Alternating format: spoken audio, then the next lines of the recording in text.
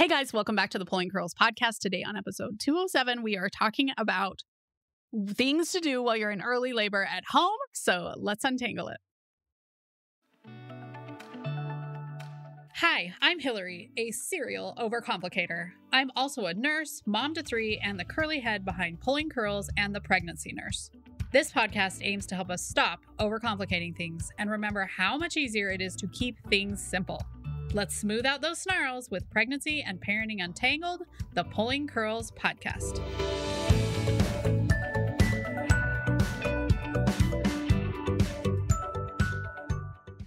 Today's episode is sponsored by my How to Go Into Labor guide. It gives my best tips on how to go into labor. It busts some myths and gives you ideas on how to go into labor at home. You can find it under resources at the Pregnancy Nurse, or we'll drop the link in the show notes. Okay, guys, we are going to talk about the 5 things to do in early labor. Now, you may not love all of these things. Some of these you're going to be like, Hillary, really? But they're ones that I talk about and have reasonings behind them, so keep listening. I think a lot of people, one of the biggest mistakes they make in labor is coming into the hospital too early. So the longer you can stay at home, the better. And sometimes you just run out of ideas. So keep this episode, the link in the back of your brain. So if you're in early labor, you can come to these or join the online prenatal class for couples where I have a whole thing on what to do in early labor that you guys are going to absolutely love. So let's get started. First one, sleep. Now, I just wrote an article on sleeping during early labor. And when I Googled it, the first thing that came up said you shouldn't sleep in early labor because your baby will wedge into your pelvis in a way that won't be good. And so you shouldn't sleep in early labor, which I think is a complete lie. As a nurse, I found that when you actually sleep, and I'm talking about actual sleeping, that baby drops into your pelvis nicely because you're relaxed. The pelvis is relaxed. It's just good times all around. You also fill up your gas tank after your nap for labor and pushing, and you get more energy and you just feel better after a small nap. Now, most people aren't going to sleep for hours on end. I hope you are. But sleeping is a great thing to do in early labor. Now, I got labor every evening at 8 o'clock. I would start to contract. I would go to bed and it would stop. Was sleeping stopping my labor? No, I just wasn't in true labor. If you're in true labor, sleep is not going to stop it for you. Okay. Now, you need to be really honest with yourself between resting and actually sleeping. We know the difference, but sometimes we fake the difference to ourselves. I do agree that resting can come to a point that isn't helpful because you aren't changing positions. You're just sort of in the fetal position, clenching up with the pain. So changing positions, that can be a great job for your partner to come in every 30 minutes, remind you to change positions, and then you can get another 30 minutes in. Or I would encourage you to alternate the rest periods with the other things that I'm going to mention here. So you get 30 minutes of stuff and then 30 minutes of rest. That way you are changing positions, with each change of activity. Great job for partners to do to keep track of all that, because if you're actually asleep, I would not encourage them to wake you up to change positions. Your body will do that naturally, and the relaxation is awesome for you either way. Okay, the second one, you guys might hate this, is to cook. Now, I would only do this if you love cooking. I love to cook, and so it came to mind. I know a lot of people love to cook.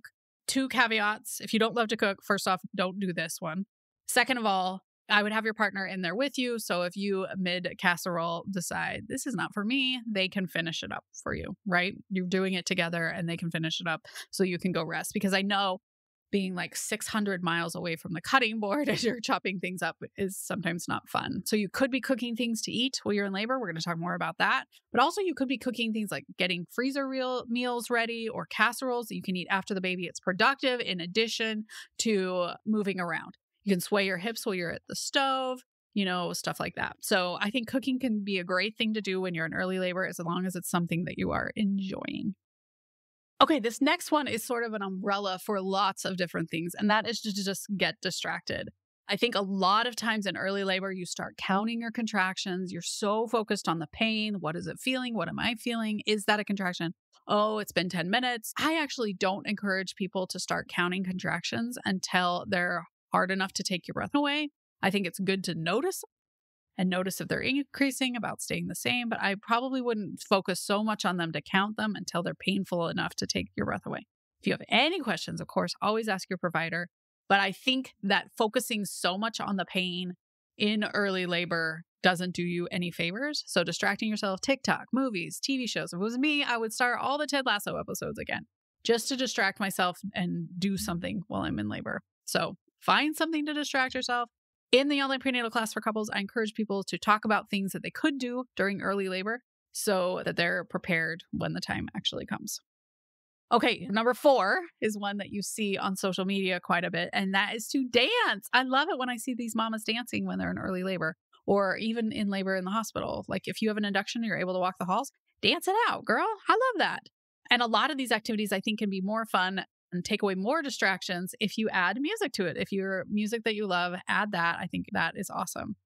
You can also stretch. Just moving your body is a different thing. But I think when you add music to things, it can be really fun. And again, you're seeing movement is a key in a lot of these.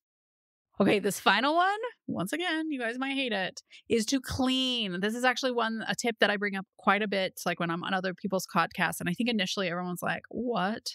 You're in labor. You shouldn't have to clean, which I agree. You shouldn't have to. And I don't think anybody has to. And I also think that your partner should be cleaning whatever it is with you or kid or whatever. But hands and knees is a great position to be in when you're in labor. And it's like swinging your hips. And if you're actually cleaning, in addition to that, you've got the productivity portion taken care of, and you've got, the different movements.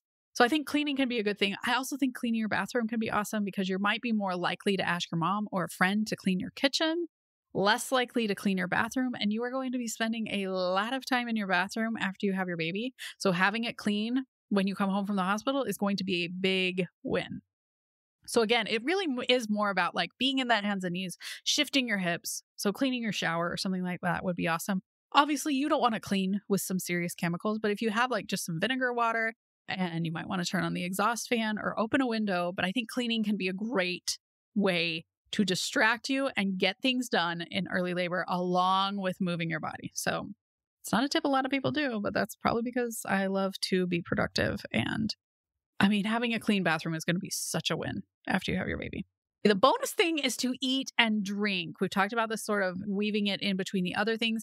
Make sure that you eat a snack that balances carbs and proteins. You really don't want to just like have a brownie. I mean, you'll want to have a brownie unless you're diabetic, but you want to have a brownie and some string cheese or a brownie and some yogurt or a brownie and some nuts. So you want to add some protein to this because what you don't want to do is to raise that blood sugar and then plummet back to the earth and then you're just not feeling well. You got to think that you're like running a marathon. So you want to eat something that really gives you the nutrients you need as you're in labor. I also encourage you not to eat large meals because you might see it again as your stomach's like, whoa, uterus is contracting. I want to get it contracting too. That's not a great feeling to, heartburn, throwing up, all those different kinds of things. So I encourage you to have small snacks frequently that balance carbs and proteins. And as far as hydration, first off, water can stop false labor, which nobody wants to be contracting if it's not doing anything for you.